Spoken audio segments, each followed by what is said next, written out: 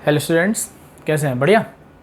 चलो, आज हम लोग क्लास 12th का करंट इलेक्ट्रिसिटी का सबसे इम्पॉर्टेंट टॉपिक स्टार्ट करेंगे, जिससे कई सारे न्यूमेरिकल्स बनते हैं, किरचॉफ्स लॉज।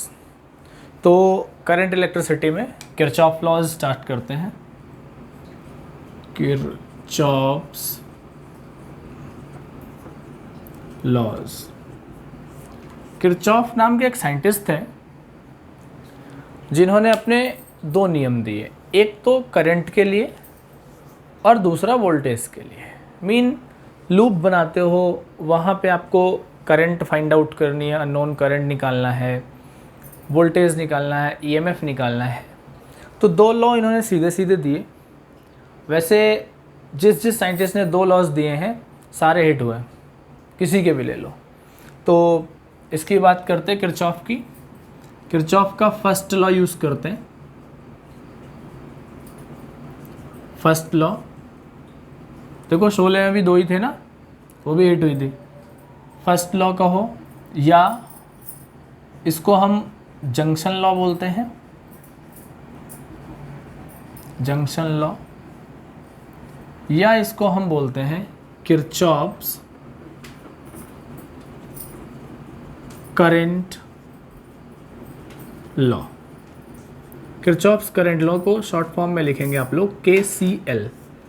आज के बाद जो फर्स्ट लॉ होगा हम उसको KCL के नाम से जानेंगे। K for Kirchhoff, C for current, L मतलब लॉ। KCL कहो या किरचॉफ्स करंट लॉ कहो। तो सबसे पहली बात करते हैं कि इसकी स्टेटमेंट क्या है।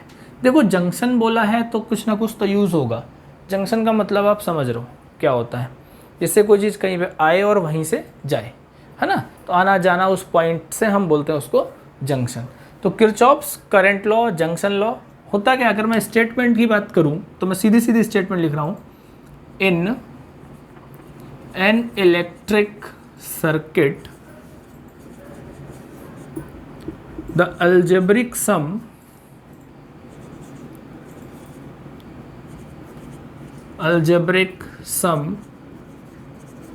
of currents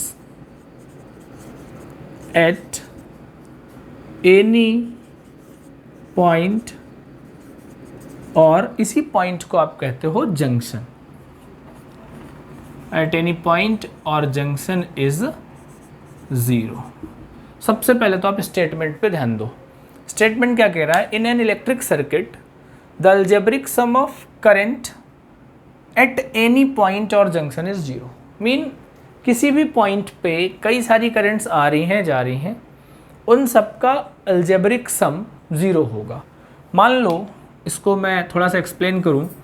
ये मैंने एक पॉइंट दे दिया, O पॉइंट। ये देखो, I1 करंट आई, ये I2, इसको I3 कह लो, और ये I4 कह लो। मैंने एक सिंपल डायग्राम आपके सामने बना दिया, सर्किट डायग्राम है। इसको समझने से पहले अगर मैं स्टेटमेंट में दोबारा ध्यान दूं तो in an electric circuit the algebraic sum of current at any point or junction is 0। इसका मतलब क्या हुआ? Sigma I equal 0। मीन जितनी भी करंट है उस सबका अलजेब्रिक सम क्या होगा? 0 होगा। तो इस O पॉइंट पे जितनी भी करंट्स हैं, जितनी आ रही हैं, कुछ जा रही हैं, इन सब का अलजेब्रिक सम 0 होना चाहिए। फर्स्ट लॉ है, करंट लॉ है, अच्छा लॉ है, समझने की कोशिश करना। तो अगर मैं देखूं तो O पॉइंट पे कितनी करंट है? 4, I1, I2, I3, I4। अब इन चारों करंट्स को आप सम करके 0 लगाएंगे। तो यहाँ पे साइन कन्वेंशन लेना होता है। देखो, किरचॉफ ने कोई साइन कन्वेंशन नहीं दिया। साइन कन्वेंशन हर एक टीचर, हर एक साइंटिस्ट अपने आप बना देता है। तो यहाँ पे वही चीज़ मैं आपको समझा रहा हूँ। साइन कन्वेंशन के लिए आप ऐसे यूज़ करो कि जो जंक्शन को अप्रोच कर रही है, मीन जो जंक्शन के पास आ रही है, उसको तो आप पॉजिटिव ले लो। दोबारा याद करो मैं क्या बोल रहा हूँ। जो जंक्शन के पास आ रही है उसको आप क्या करो? पॉजिटिव ले लो। और जो जंक्शन से दूर जा रही है उसको आप निगेटिव ले लो। बिल्कुल पहली बार में ही ये चीज़ समझ लो। क्या बोला हमने? कि जो जंक्शन के पास आ रही, mean incoming current positive, outgoing current को आप निगेटिव ले लो। तो इस पे अगर मैं अपने इस जंक्शन पे या इस सर्किट पे मैं केसीएल यूज़ करूँ, किरचॉफ्स करंट लॉ यूज़ करूँ, तो मैं क्या कर सकता हूँ भाई। I1 देखो जंक्शन के पास आ रहा था तो मैंने I1 को प्लस का ले लिया। I2 देखो जंक्शन से दूर जा रहा था तो मैंने I2 को माइनस का ले लिया। I3 भी जंक्शन से दूर जा रहा था तो I3 भी मैंने माइनस का ले लिया। और I4 देखो जंक्शन के पास आ रहा है तो इसको मैंने प्लस का ले लिया, इज इक्वल टू 0। तो अगर ये बात मैं देखूं तो मुझे क्या दिख रहा है, I1 plus I4 equal I2 plus I3 दिख रहा है। बिल्कुल सही चीज़ दिख रही है। I1 और I2 देखो आ रहे हैं जंक्शन की तरफ और I2 और I3 जंक्शन से दूर जा रहे हैं। इसका मतलब ये हुआ कि जितनी भी इनकमिंग करंट है वो किसके इक्वल है, वो है आउट गोइंग करंट के। सही बात है, मीन जितनी करंट आ रही है उतनी ही करंट जा रही है। सम की बात कर रहा हूँ मैं कि मान लो 10 एम्पीयर करंट आ गई, 10 एम्पीयर की चली गई तो उस पॉइंट पे कितनी है, 0। मैं सुबह से शाम तक कमाने को निकला, 500 रुपये कमा के लाया, शाम को 500 खर्च हो के मेरी जेब पे कितने, 0 ही तो है। तो वही चीज़ तो ये कह रहा है, इन एन इलेक्ट्रिक सर्किट, किसी भी सर्किट में algebraic sum of current at any point or junction is 0। किसी भी जंक्शन या पॉइंट पे टोटल करंट कितनी होती है, 0 होती है। तो क्या ये केसीएल समझ आ रहा है आपको? अच्छा, अब समझ आ गया तो चलो इसके कुछ बेसिक पॉइंट्स डिस्कस करते हैं। आपने साइन कन्वेंशन ले लिया। साइन कन्वेंशन के लिए आप सीधा सीधा रटो कि जो जंक्शन के पास आ रहा है, आप समझो, दोबारा समझो, जो करंट जंक्शन के पास आ रही है आप उसको तो प्लस की लोगे और जो करंट जंक्शन से दूर जा रही है उसको आप माइनस की लोगे। ठीक है, तो यहाँ से मेरे पास एक कंडीशन बन गई कि इनकमिंग करंट जितनी है वो आउट गोइंग करंट के इक्वल होगी। अच्छा, एक नोट पॉइंट देखते हैं, बड़ा इंपॉर्टेंट पॉइंट होता है। जब भी कभी नोट पॉइंट बनता है फिजिक्स में तो ये कभी कभी एक नंबर दे के जाता है। नोट पॉइंट आप देखो, मुझे जो फॉर्मूले में दिख रहा है वो सिग्मा I इक्वल 0 दिख रहा है। I इक्वल मैंने पढ़ा है dq बाई dt, अच्छी चीज़ है। dq बाई dt हमने पढ़ा है 0। अब ये dq बाई dt इक्वल 0 है तो q क्या होगा, यहाँ से q होगा कांस्टेंट। तो अगर q कांस्टेंट होगा तो इसका मतलब क्या है, इसका मतलब ये है कि किरचॉफ का जो करंट लॉ है वो क्या करता है, वो चार्ज को कांस्टेंट करता है। कॉन्सेप्ट पे आओ, अगर ये चार्ज को कांस्टेंट करता है तो इसका मतलब मैं लिख सकता हूं कि this law is also known as law of conservation of charge. मैंने कई बार इस क्वेश्चन को देखा है, कभी कभी जनरल साइंस के कॉन्सेप्ट में भी देखा है कि पूछ लेता है कि किरचॉफ का कौन सा लॉ चार्ज को कंजर्व करता है। तो कौन सा लॉ चार्ज को कंजर्व करता है, करंट लॉ या जंक्शन लॉ या फर्स्ट लॉ। फर्स्ट लॉ कहो, जंक्शन लॉ कहो, करंट लॉ कहो, कुछ भी कहो, वो सारा कुछ केसीएल में ही यूज़ होता है। तो केसीएल की स्टेटमेंट हम दोबारा अगर जल्दी से पढ़ें तो किसी भी सर्किट में टोटल करंट का जो अलजेब्रिक सम होता है वो 0 होता है। आपने सीधा सीधा यूज़ कर लिया, incoming current is equal to outgoing current.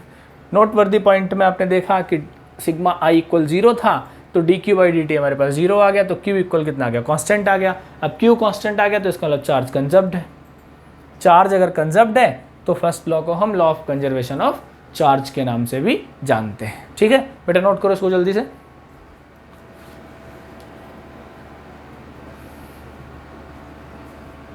ठीक, तो हमने फर्स्ट लॉ पढ़ लिया, स्टेटमेंट समझ भी आ गई होगी। अगर ना आया करे तो बेटा आप कमेंट सेक्शन में डाल दिया करो कि सर ये चीज़ दोबारा एक्सप्लेन कर दो या ये नहीं आया पॉइंट समझ, तो रिप्लाई दे दिया जाएगा। ठीक है, तो फर्स्ट लॉ पढ़ लिया। अब हमें किरचॉफ का सेकेंड लॉ पढ़ना है, जो काम का था मिटा लेते हैं, है ना, इसे रोक लिया। ठीक है भैया, करंट लॉ समझ आ गया, चलो वोल्टेज लॉ पे चलते हैं।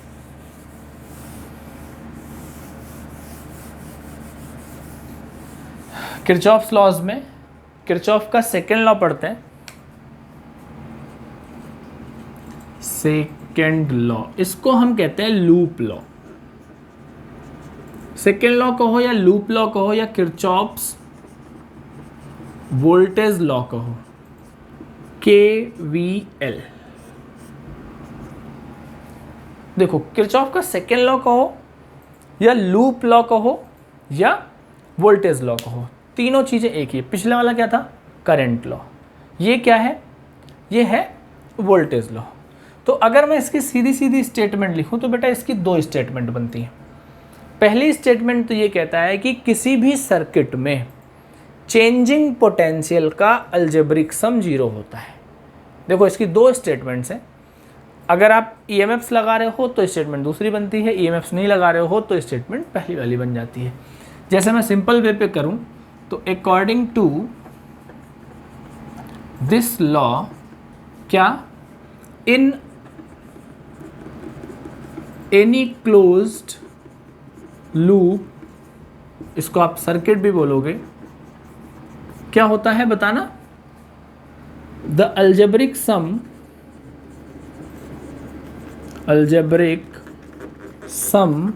Of changes in potential is 0। सबसे पहली स्टेटमेंट बेसिक स्टेटमेंट है, देसी स्टेटमेंट। किसी भी सर्किट में चेंज इन पोटेंशियल 0 होता है। अगर वो क्लोज लूप है तो मेन पोटेंशियल चेंज नहीं होगा। अगर मैं इस स्टेटमेंट के हिसाब से फॉर्मूला बनाऊं तो मैं बना सकता हूं sigma delta V equal 0। Sigma delta V equal 0। ये बात समझ आई? अच्छा, इसकी दूसरी स्टेटमेंट क्या कहेगी? अगर मैं इसकी दूसरी स्टेटमेंट के पास जाऊं तो सबसे पहले ने आपने बोल दिया कि सिग्मा डेल्टा V इक्वल 0 आ गया भाई, चेंजेस इन पोटेंशियल इज 0। अब दूसरी स्टेटमेंट मैं आपको यहीं से समझा दूंगा। V equal E minus I R हमने पढ़ा है।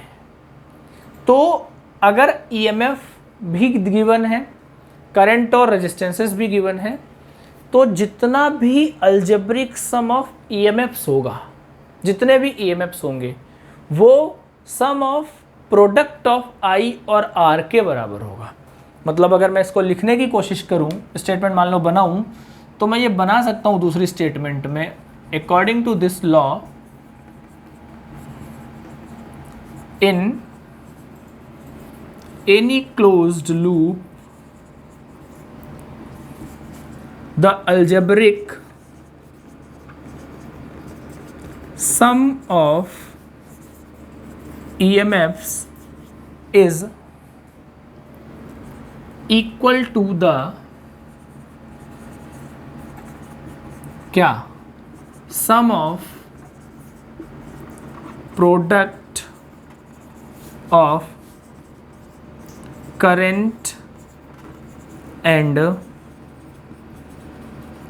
रेजिस्टेंस। देखो बेटा पहले स्टेटमेंट आप लोग देख लो। कह रहे according to this law in any close loop the algebraic sum of EMFs is equal to the sum of product of current and resistance. मतलब क्या है इसका? मतलब ये है कि किसी भी क्लोज लूप में जितने भी EMFs हैं उनका सम। अब मैं स्टेटमेंट से बेटा फार्मूला बनाऊंगा।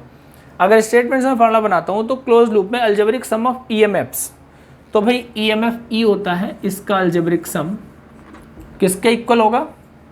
Is equal to the sum of, sum मतलब sigma, summation sign, product of current I and R। तो हमारे पास फार्मूला क्या मिल गया? Sigma E equal sigma IR। Formula अच्छा है, बढ़िया फार्मूला है, मस्त फार्मूला, ध्यान रखना। Sigma E equal sigma IR। क्या स्टेटमेंट समझ आ रही है दोनों? सेकेंड लॉ की दो स्टेटमेंट है। सबसे पहले आपने क्या पढ़ी? Sigma delta V equal 0 mean changes in potentials 0 होता है।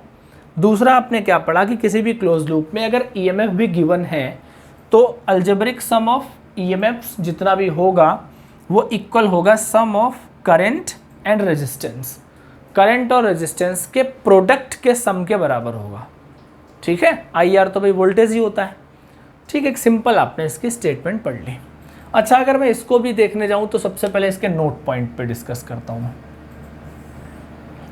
नोट पॉइंट को अगर मैं देखूं तो ये है sigma delta we equal 0। Delta we का मतलब हुआ D W upon D Q. अगर मैं डेल्टा को डी बना दूं तो D W upon D Q का मतलब हुआ डब्ल्यू इक्वल कॉन्स्टेंट। डब्ल्यू क्या है? एनर्जी। बन गई बात। इस लॉ को किस नाम से जानेंगे? Law of conservation of energy. इसको law of conservation of energy के नाम से जाना जाता है। कॉन्सेप्ट को अच्छे से समझो, मैं बार बार समझा दे रहा हूँ। सिग्मा डेल्टा वी इक्वल 0 है तो D W by D Q equal 0 होगा, तो डब्ल्यू कांस्टेंट होगा। डब्ल्यू हमारे पास एनर्जी है, तो यहाँ पे एनर्जी क्या होगी बेटा? कांस्टेंट होगी। तो इसको किरचॉफ के सेकेंड लॉ को किस नाम से जाना जाएगा? Law of conservation of energy. Kirchhoff के फर्स्ट लॉ को किस नाम से जाना जाता है? Law of conservation of charge. ठीक, तो करंट लॉ चार्ज का कंजर्वेशन लॉ शो करता है और वोल्टेज लॉ एनर्जी को कंजर्व करता है। ठीक, इसके लिए कुछ साइन कन्वेंशंस आते हैं जो कि थोड़े से सर्किट में इंपॉर्टेंट बन जाते हैं। तो मैं बिना सर्किट के सबसे पहले आपको साइन कन्वेंशन समझाता हूँ, इसके लिए क्या यूज़ होंगे। तो साइन कन्वेंशन समझते हैं। समझिए, अगर मैं साइन कन्वेंशन देखूं तो सबसे पहला पॉइंट ईएमएफ में क्या करेंगे आप, मैं समझाए दे रहा हूं। अगर सर्किट में आपकी ट्रेवर्सल, जो आप ट्रेवल कर रहे हैं जिस डायरेक्शन, ईएमएफ इज पॉजिटिव। कब पॉजिटिव होगा? जब ट्रेवर्सल जो होगा आपका फ्रॉम निगेटिव टू पॉजिटिव, मतलब अगर ईएमएफ के माइनस से प्लस की तरफ जा रहे हो तो आपका ईएमएफ जो होगा वो पॉजिटिव होगा। ईएमएफ पॉजिटिव कब होगा? जब आप सर्किट में आपकी ट्रेवलिंग लाइन ईएमएफ के पहले माइनस सिंबल को मिली, उसके बाद प्लस वाले को मिली। अदरवाइज इसका उल्टा, ईएमएफ विल बी नेगेटिव। पहला नोट पॉइंट लिखो भाई साहब। पहला नोट पॉइंट आपने क्या लिखा? पहला साइन कन्वेंशन क्या लिखा कि ईएमएफ पॉजिटिव और नेगेटिव का कॉन्सेप्ट आपने सीखा। ईएमएफ पॉजिटिव कब होगा? जब आप चल रहे होगे करंट की लाइन पे या ईएमएफ की लाइन पे, सर्किट पे, वो फ्रॉम नेगेटिव टू पॉजिटिव हो। और अगर फ्रॉम पॉजिटिव टू नेगेटिव होगा तो ये नेगेटिव ले लिया जाएगा। ऐसे समझो ना, माइनस से प्लस की तरफ जा रहे हो तो बढ़ रहे हो, और बढ़ने पे चीज़ प्लस की लिखी जाती है। प्लस से माइनस की तरफ आ रहे हो तो आप घट रहे हो, और घटने पे चीज़ माइनस की लिखी जाती है। पहला साइन कन्वेंशन क्लियर हो गया। दूसरे साइन कन्वेंशन को देखते हैं। यहाँ पे कहाँ लिख दूँ? चलो यहाँ लिख दूँ। दूसरा साइन कन्वेंशन क्या कहता है? दूसरा साइन कन्वेंशन करंट से रिलेटेड है। अगर आप करंट की डायरेक्शन में चल रहे हो, करंट की डायरेक्शन में हो, आप हिंदी लिख रहा हूँ, करंट की डायरेक्शन में आई आर पॉजिटिव होगा। अच्छा, बिल्कुल साफ साफ बता रहा हूँ। और करंट की अपोजिट डायरेक्शन में, अपोजिट डायरेक्शन में क्या होगा? आई आर निगेटिव होगा। भाई इतनी बात बिल्कुल अच्छे से समझ आ जानी चाहिए। करंट की डायरेक्शन में आई आर पॉजिटिव होगा। मीन करंट की डायरेक्शन में अगर हमारी भी ट्रेवलिंग लाइन है, ट्रेवर्सल लाइन हमारी है, तो आई आर हम प्लस का लिखेंगे। और अगर करंट की अपोजिट डायरेक्शन में हम जा रहे हैं तो आई आर हम माइनस का लिखेंगे। ठीक है, तो चलो एक लूप का एग्जांपल लेते हैं और कॉन्सेप्ट को अच्छे से क्लियर करते हैं। मैंने एक सर्किट बना दिया आपके सामने, देखो आप सर्किट देखो। ये सपोज करो मैंने एक सर्किट बनाया, कुछ भी बना दो, समझ नहीं तो है। एक ये लाइन ले ली, ये ईएमएफ दे दिया, ये रेजिस्टेंस लगा दिया, यहाँ पे भी एक रेजिस्टेंस और दूसरा ईएमएफ लगा दिया। ठीक, इसको हमने E1 कह लिया, इसको E2 कह लिया, इसको R1 कह लिया, इसको R2 कह लिया, इसको R3 कह लिया। यहाँ से करंट I1 चली, यहाँ से I2 चली, चलते चलते चलते चलते I1 यहाँ चली गई, I2 भी इधर आ गई। यहाँ मिल के I1 I2 मिले होंगे तो I1 प्लस I2 हो गए। ये I1 प्लस I2 आया, ये चला, I2 अपने घर पहुँच गई और I1 अपने घर आ गई। इनके नाम दे दो, A B C D E F A तक आपने बना लिया। देखो सामने सर्किट तैयार है। अब इस सर्किट में मेरे से बोला जा रहा है कि आप किरचॉफ का वोल्टेज लॉ यूज़ करो।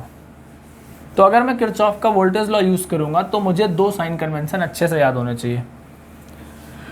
पहला EMF के लिए कि EMF पॉजिटिव होगा अगर हम नेगेटिव से पॉजिटिव चल रहे हैं, EMF निगेटिव होगा अगर हम उसके पॉजिटिव से नेगेटिव चल रहे हैं। दूसरी बात, IR का प्रोडक्ट आपका पॉजिटिव होगा कब? जब आप करंट की डायरेक्शन में चल रहे हो, और IR का प्रोडक्ट निगेटिव होगा कब? जब आप करंट की ऑपोजिट डायरेक्शन में चल रहे हो।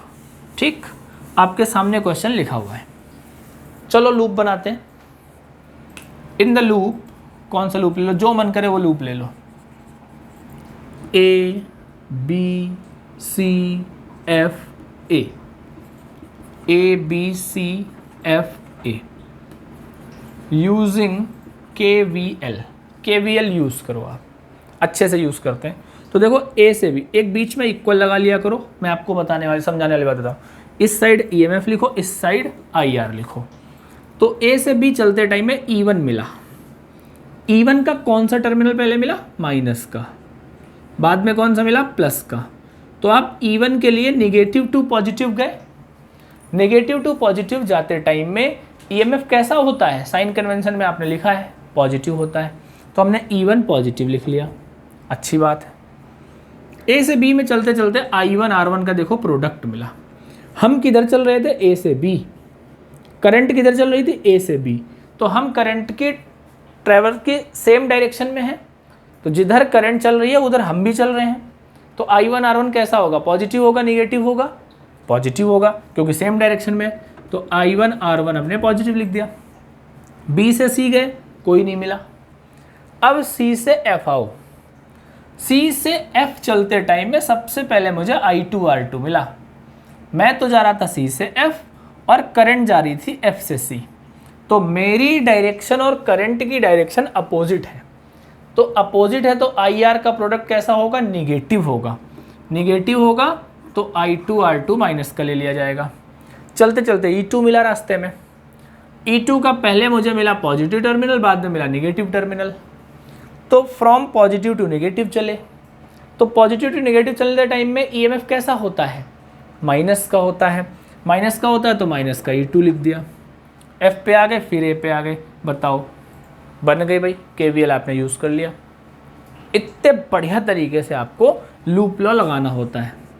बहुत बेहतरीन तरीके से लूप लॉ समझ लिया आपने। चलो एक और ले लो। अच्छा, कौन सा ले ले? चलो ये ले लो, F C D F, ये E होगा भाई। F C D E F, ये लूप। तो इन द लूप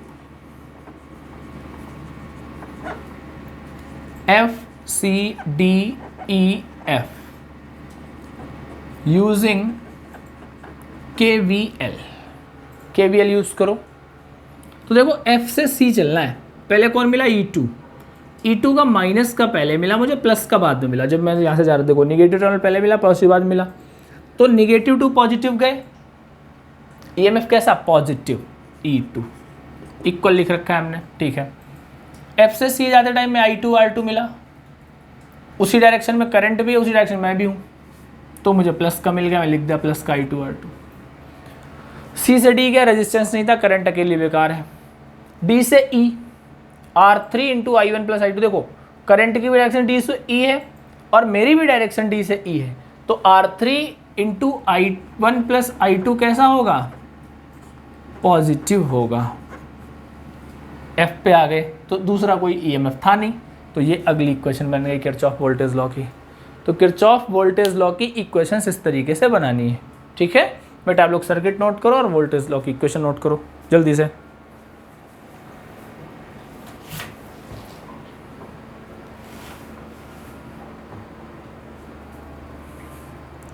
डन। तो बेटा आज हम इतने रखेंगे। इसकी किरचॉफ लॉ की आपको एक दूसरी क्लास में मैं आते ही क्वेश्चंस कराऊंगा, ठीक है। ओके बेटा, थैंक यू।